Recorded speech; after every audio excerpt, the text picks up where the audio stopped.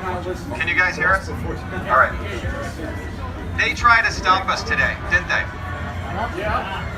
But, you know, we weren't cowed down. And I will always stand up for all of you. And all of us here, in many ways, are true patriots. Because we, in spite of that noise out there, we're here to stand up for something very fundamental, which is called free speech. And let me tell you that they tried to prevent me from coming here, as you may have heard in the media. They asked me why I associated myself with all of you guys, even though they have no idea who you or we are. Do they? No. They don't know anything about us. And they've never asked these questions to real racists. You know, did any one of them ask the numerous people who shared the stage with Joe Biden? Let me remind you about Joe Biden. He's a guy who said Obama, which many of those people support, is the first clean, quote-unquote clean and articulate black man. He's a racist. But no one asked about that, did they? Did any one of them ask who shared the stage with Harry Reid? Let me remind you, Harry Reid's a person who claimed that Obama was tolerable to Democrats only because he's half white and suppresses his Negro accent. Right? They never questioned Obama or anyone about that. Did any one of them question who shared the stage with Jimmy Carter? And let me remind everyone about this. Carter's the one who said we need ethnically pure neighborhoods. That sounds like a white supremacist to me, doesn't it? Yeah. The establishment is what's infested with racists, not us. I don't see any racists here. I see black people, I see Chinese people, I see people of all different spectrums here. Hillary Clinton stereotyped and mocked my people, Indians. You can go see the YouTube video in a very offensive manner. Just go look at it. She mocked Mahatma Gandhi, who's one of the icons of India. She's the one who has never denounced Robert Byrd. Has she? Robert Byrd is a member of the KKK, a white supremacist, and is absolutely unacceptable that a group who lynched black people and hanged them from trees is put on a statue. Is that right? Has anyone ever denounced Hillary? Has anyone asked anybody why Hillary Clinton shares a stage with them? Now I know as a person of color and as a member, to anyone seeing this, as a member of the Indian low caste untouchables. You see, you won't find a lot of Indians like me here because my parents were considered low caste. Lower caste than most of those people out there who don't even know what it means to be that. And the examples I've provided you are not cherry-picked for a few isolated cases among establishment politicians. Racism seems to be a way of their life, not our lives. Harry Truman, let me remind you, is a guy who said that I think one man is just as good as another man as long as he's honest, decent, and he used the N-word, or a Chinaman. Harry Truman said that. And then you have Lyndon Johnson, who said that there is also the case of Lyndon Johnson promising that he would have voting Democrats for the next 200 years. Ever remember this? That's what the establishment politicians are. Yes, the reality is black lives do matter, don't they? They do matter. Black lives do matter. And those people want to segregate that notion. We all know black lives do matter. None of us here has denied that. All lives matter, but black lives also matter. White lives matter, but we support those people who want to fight against that. We're not racist. But what is disgusting is that reporters like John Keller, who presents himself as a Democrat, as a liberal, he called me a right-wing nut job and a white supremacist. He's a nut job. He's fake news and doesn't believe in free speech because they want to narrow the discussion to a very limited way. Now, I will never support someone who calls black children super predators. Will we? Nope. Will we support anyone who calls black people super predators? Never Hillary. Who says they need to be brought to heel? Well, that's what Hillary Clinton did. So black lives do matter, and we need to lock her up and the establishment who are super predators of everyday people. They divide and rule us. We're here today as patriots of America. We're not confused by the reality. And let me remind everyone here in Massachusetts, Elizabeth Warren supported super predator Hillary Clinton. Yes, she did. She did, right? Oh, yeah. Let's remember that. Let's remember who the real racists are, and this is coming from a person of color. Now, what I've shared with you is something that you will not hear in mainstream media. Will you? Has anyone heard any of this? Has anyone ever denounced Hillary Clinton in mainstream media? But it is the truth, is it not? And free speech, which is what we're here about, is a bedrock of America. This is why my parents left India. A low-caste guy like myself would never be able to speak out like this.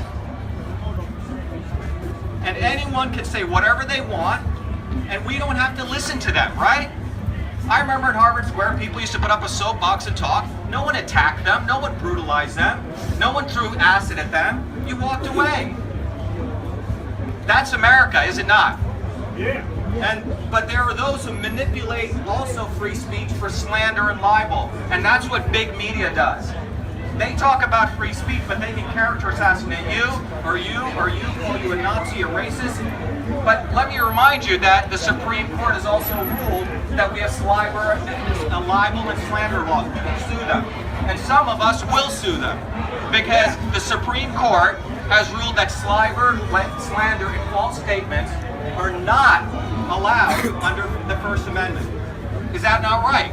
So we have protection. I've sued Gawker Media, some of you know.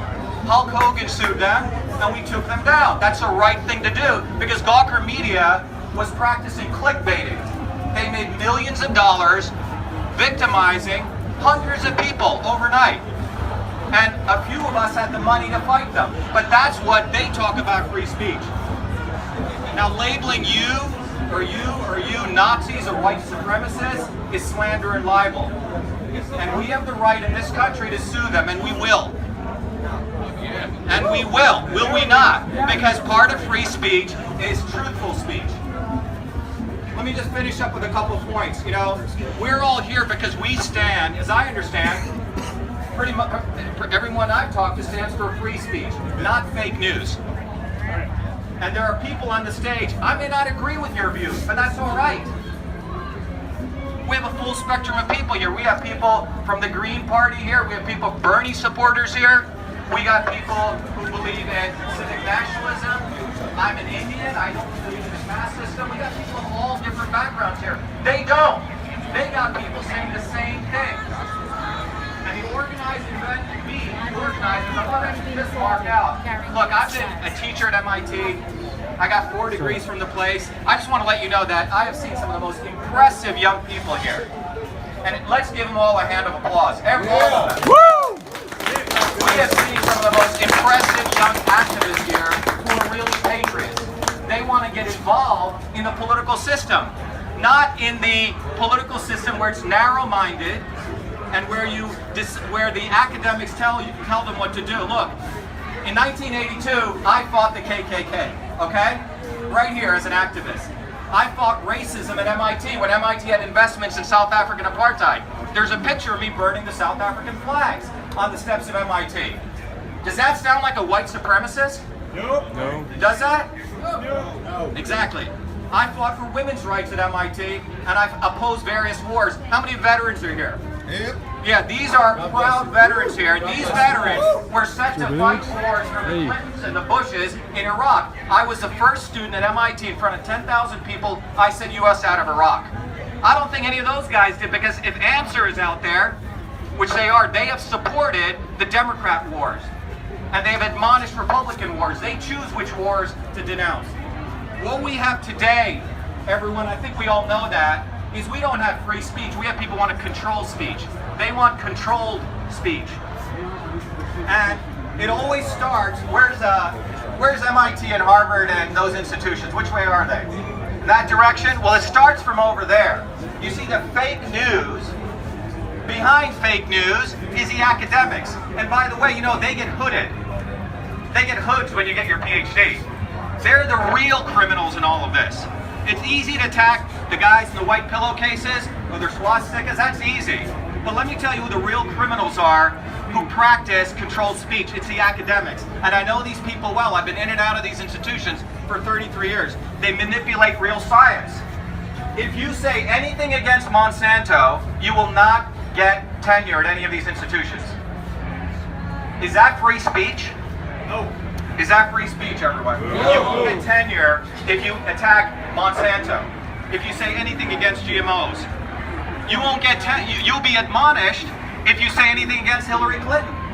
You'll be admonished if you're a Trump supporter. I don't think this sounds like free speech, does it? No. It doesn't. And I know what it means in closing it all, what segregation really means. I was denied water as an Indian kid because I was a lower caste, untouchable, deplorable. As a 5-year-old kid, does that sound right? No. Sounds like segregation, right? And when I fought the military-industrial complex, when the facts came out that a dark-skinned Indian kid in Newark invented email, it's the liberal media who went ape. Because the reality is they want to assume that all great innovations come from them, that it can't come from anyone here. And in closing, what I want to let you know all my life, I believe again, I do not believe